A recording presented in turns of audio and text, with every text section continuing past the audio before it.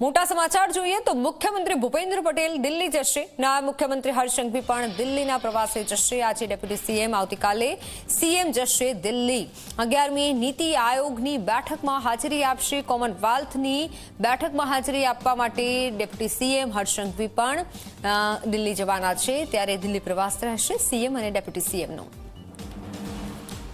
Online પર સંવાદદાતા હિતલ પારેખ જોડાઈ ચૂક્યા છે। જી હિતલ, 11મી નીતિ આયોગની એક બેઠક અને જેમાં સીએમ, ડેપ્યુટી સીએમ હાજર રહેવાના છે, વધુ જાણકારી।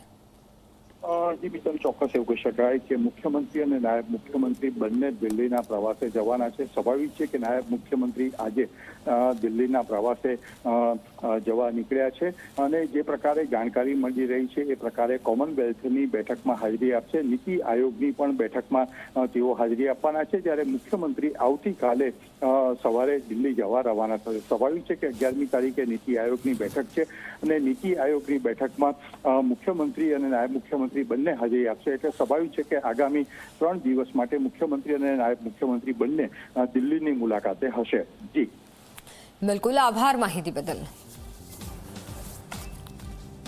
નાયબ મુખ્યમંત્રી હર્ષ સંઘવી પણ દિલ્હી જવાના છે। ડેપ્યુટી સીએમ આવતીકાલે દિલ્હી જશે।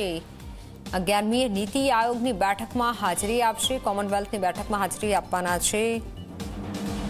મુખ્યમંત્રી ભૂપેન્દ્ર પટેલ પણ દિલ્હી જવાના છે। 11મીએ દિલ્હી જશે।